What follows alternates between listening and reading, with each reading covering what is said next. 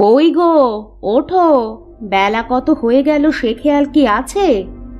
সারা রাত এদিক সেদিক করে বেড়াবে আর সকালে যত ঘুম। বলি, এখন না উঠলে কিন্তু কপালে সকালের নাস্তা জুটবে না। ওহ, কি হয়েছে শুনি? এত ডাকাডাকি কেন? সকাল সকাল বাড়িতে ডাকাত পড়লো নাকি? ডাকাত পড়লে তো বেঁচে যেতাম। তোমার মতো একটা নিকম্মাকে সকাল সকাল ঘুম থেকে উঠাতে পারতো ওরা। ওহ, ইজ্জত পেলাম না রে, ইজ্জত পেলাম না। শ্বশুর বাড়িতে থাকি নাকি ভাড়া বাড়িতে থাকি কিছুই বুঝি না। ঘর জামাই থাকলে কি তাকে জামাই বলে মানুষে? তুমি কি কোনো মানুষের মধ্যে পড়ো নাকি?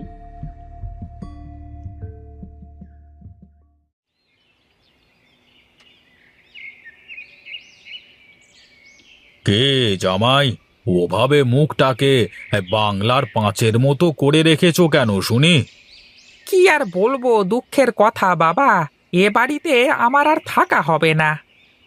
বাবা বাবা বাহ, এ তো খুবই ভালো কথা। তুমি তাহলে তোমার ভুল বুঝতে পেরেছো। যাও বাবা যাও, এবার তুমি তোমার বাড়িতে ফিরে যাও। আমি যে এ বাড়ির একমাত্র জামাই, সে খেয়াল কি কারোর আছে নাকি? আহা, কি হয়েছে বলবে তো? সেই কখন থেকে কি সব বকি যাচ্ছ? বলি কি, আপনি যে বসে বসে চা খাচ্ছেন, আপনার একমাত্র মেয়ের জামাই যে চা না খেয়ে আছে, সে খেয়াল কি রাখেন আপনি? কি বলো জামাই, তোমাকে এখনো চা দেয়নি কেউ? দাঁড়াও দাঁড়াও, আমি দেখছি। কত করে বলি একটা কাজের লোক রাখতে, কে শোনে কার কথা? কারো তো কোনো সমস্যা নেই, সব সমস্যা তো আমার। বাড়ির সবাই তো আমার হাতের খাবার ছাড়া নাকি খেতেই পারে না। তুমি একা একা কাজ করতেছো, ছোট বৌমাকে তো দেখছি না। বড় ঘরের মেয়ে, বাপের অট্টালিকা আছে, সে কি করে সকাল সকাল রান্নাঘরে আসে? যত মরণ তো আমার। তুমি একটু বসো, আমি তোমাকে কাজে সাহায্য করে দিচ্ছি। না থাক, আপনাকে আর আমার কাজ করে দিতে হবে না। পেয়েছেন তো বিনে পয়সার কাজের লোক, যত পারেন খাটিয়ে নিন। তুমি থাকো, আমি গিয়ে দেখি ছোট বৌমা কি করে। কি গো, তুমি এখনো বসে আছো এখানে? রান্না করছে কে? রান্না কি করে তা আমি কিভাবে বলবো? আমি কি এবাড়ির চাকরানি নাকি? আরে ধুর তেরি, নিজের বাড়ির কাজ করলে আবার কেউ চাকরানি হয়ে যায় নাকি? অত কিছু বুঝি নে। আমি আর এবাড়ির সবার সাথে থাকতে পারবো না। আমারও তো ইচ্ছে হয় একা একা এক বাড়িতে থাকবো, যেখানে আমার ইচ্ছে মতো সবকিছু করতে পারবো। আরে মা তুমি, এসো এসো বসো। দেখো বৌমা, আমি তোমার সব কথা শুনেছি।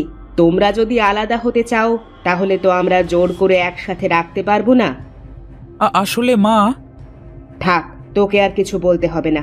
আজই আমি তোদের বাবার সাথে কথা বলবো। হলো তো, এবার কি হবে? মা যদি সত্যি সত্যি বাবাকে বলে দেয়? তুমিও তো ভয় পাচ্ছ কেন? বলে দিলেই তো ভালো। আমাদের মতো সবকিছু নিয়ে শান্তিতে থাকতে পারবো আমরা। ধুর, তোমার সাথে আসলে কথাই বলা যায় না, ভাল লাগে না। সেই কখন থেকে দেখছি গোঁ ধরে বসে আছো, কিছুই বলছো না। কিভাবে বলবো ঠিক বুঝতে পারছি না। আরে নতুন বইয়ের মতো লজ্জা পেও না তো, বলে ফেলো বলে ফেলো, কি বলবে? ধুর, তোমার খালি বাজে কথা। আমি এসব কিছু বলবো না। তোমার ছেলেরা আর একসাথে থাকতে চায় না, তাই আমি চাই যে তুমি তাদের যার যার সম্পত্তি ভাগ করে দাও। এ কি বলছো গিন্নি? আমি ঠিকই বলছি, আমি নিজের কানে শুনেছি। তোমার ছোট বৌমা আর ছোট ছেলে এসব নিয়েই কথা বলছিল। ঠিক আছে ঠিক আছে, তাহলে কালকে সকালেই সবাইকে নিয়ে বসা যাবে, কেমন? আরে মা, কিছু বলবি নাকি? আসলে বাবা, বাবা, তোমার জামাই বলছিল আমি তো তোমার সম্পত্তির কিছু ভাগ পাবো। তুমি যদি সেটা আমাকে বুঝিয়ে দাও, তাহলে তোমার জামাই একটা ব্যবসা শুরু করবে, আর আমরাও এ বাড়ি ছেড়ে চলে যাব। ঠিক আছে রে মা, কাল সকালে আমি তোদের সবার সাথে কথা বলবো এ নিয়ে। এখন আমাকে একটু ভাবতে দে। আমি আগেই ভেবেছিলাম যে তোমাদের সবাইকে তোমাদের প্রাপ্য সম্পদ বুঝিয়ে দেব, কিন্তু এত তাড়াতাড়ি দিতে হবে সেটা ভাবিনি। কিন্তু বাবা, আমরা তো কিছুই বলিনি। কেউ বলে কেউ বলে না, মনে মনে সবাই বলে, তাই তো আমরা এই সিদ্ধান্ত নিয়েছি। এখন থেকে আমার সব ব্যবসা অয়ন দেখবে। অয়ন সবার বড়, তাই আমি আমার সব ব্যবসা আর এই বাড়ি অয়নকে দিলাম। বাবা, হ্যাঁ, আমাকে তোমার সবগুলো কারখানা দিয়ে দিতে হবে, কিন্তু আমি মাঠের জমি নিতে পারবো না। ঠিক আছে, তুই কারখানাগুলো দেখ, আর শহরের ওই একতলা বাড়িটা তোর। আমাদের ওই বাড়ি লাগবে না, আমরা নিজেরা নতুন বাড়ি কিনে নেব। তাহলে বাবা, আমাদের কি দিলে তুমি? হ্যাঁ বাবা, এটা কিন্তু আপনি অন্যায় করলেন। ছেলেদের সব ব্যবসা কারখানা দিয়ে দিলেন, আর তো কিছুই বাকি নেই। শোন রে মা, এখন থেকে আমি আর তোর মা তোদের সাথে থাকবো। আমরা নদীর ধারের ওই দোতলা বাড়িতে থাকবো, আর জামাই আমার মাঠের সব জমি জমা দেখাশোনা করবে। বাহ বাহ বাহ, সবাইকে কত কিছু দিলে, আর আমার জামাইকে দেওয়ার বেলায় মাঠের জমি লাগবে না, লাগবে না আমাদের কোনো কিছু। এই চলো তো, তোমাকে কত করে বলেছিলাম ঘর জামাই থেকো না।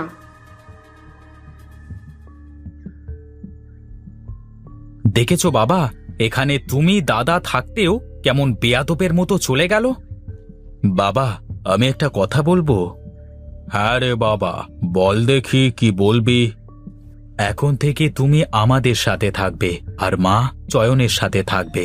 10 দিন পর পর মা আমার এখানে আসবে, আর তুমি চয়নের ওখানে যাবে। না রে বাবা, আমরা কেউ কাউকে ছাড়া থাকতে পারবো না। আমাদের চিন্তা তোদের করতে হবে না, আমরা আমাদের মতো সুখেই থাকবো। এত বড় অপমান আমি আর জীবনে কখনো এ বাড়িতে পা দেব না। তুমি তো শুনলে না আমার কথা, একদম সব কিছু ছেড়ে চলে আসলে। তখন কি আর জানতাম যে আমার শালা সম্বন্ধী এত লোভী?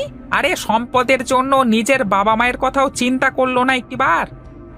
ওদের আর কি দোষ, আমিও তো করিনি তাদের চিন্তা, তোমার জন্যই তো এত কিছু। দেখো, উল্টো পাল্টা কথা বলবে না কিন্তু। আমার জন্য মানে? তুমি যদি ঘর জামাই না থাকো, আমি যদি এ বাড়িতে না থাকি, তাহলে কিন্তু ছোট বৌদি বড় বৌদি কারো কোনো অসুবিধা হবে না। তা এ কথা তুমি আমাকে আগে বলনি কেন? তা আগে শুনলে কি করতে? তোমার তো কিছু করারই মুরদ নেই। ওগো, ওরা কেউ আমাকে দেখতেও আসলো না। চুপ করো তো তুমি, মনে করো আমাদের আর কেউ নেই। বুড়ো হয়ে গেলে মানুষের আর কোনো দাম থাকে না। বুঝলে গিন্নি, একদিন তো ওরাও বাবা মা হবে, তখন বুঝবে সব কিছু। ওই দেখো গিন্নি, আমার ছেলেরা আমাকে দেখতে এসেছে। আমি তোমাকে বলেছিলাম না? বাবা, তোমার কিছুই হবে না, শহরের বড় ডাক্তারের কাছে নিয়ে যাব তোমাকে। হ্যাঁ বাবা, কিছুই হবে না তোমার, আমরা তো আছি। তোরা যদি তোদের বাবাকে বাঁচাতে চাস, তাহলে তাকে হাসপাতালে নিয়ে চল বাবা, এক্ষুনি নিয়ে চল। তুমি কেঁদো না মা, আমরা এক্ষুনি বাবাকে হাসপাতালে নিয়ে যাচ্ছি। আমি কোথায়? তোমরা আমাকে কোথায় নিয়ে এসেছো? বাবা, তুমি তোমার ঘরেই আছো, আমরা এখন থেকে আবার এক বাড়িতেই থাকব। হ্যাঁ বাবা, আমাদের ভাগের সংসার চাই না, আমরা সবাই মিলে তোমাদের সাথে থাকতে চাই। বাবা, তোমার জামাই আর ঘর জামাই হয়ে বসে থাকবে না, সে নতুন করে ব্যবসা শুরু করেছে, আমরা শহরে একটা বাড়ি কিনেছি। দেখেছো গিন্নি, আমি তোমাকে বলেছিলাম না যে ওরা আমার সন্তান, ওরা আমার মতোই হবে। এখন থেকে বাড়ির সব কাজ আমি সীমা দুজনে মিলেই করব, কারো কোনো অভিযোগ করতে হবে না। হ্যাঁ বাবা, এখন থেকে আমরা দু বোন মিলে বাড়ির সব কাজ সামলাবো। আজ যে আমার কি আনন্দ হচ্ছে, মনে হচ্ছে আমি আবার নতুন করে আমার সব কিছু ফিরে পেলাম। তাহলে এই উপলক্ষে গ্রামের মানুষকে একটু পেট ভরে খাওয়ানো উচিত বাবা। ঠিক আছে, ঠিক আছে, তাহলে সব আয়োজন তোমাকেই করতে হবে জামাই। আপনি যখন বলছেন তখন তো আমাকে সেটা করতেই হবে, কারণ এখনো তো আমি এ বাড়ির ঘর জামাই হয়েই আছি।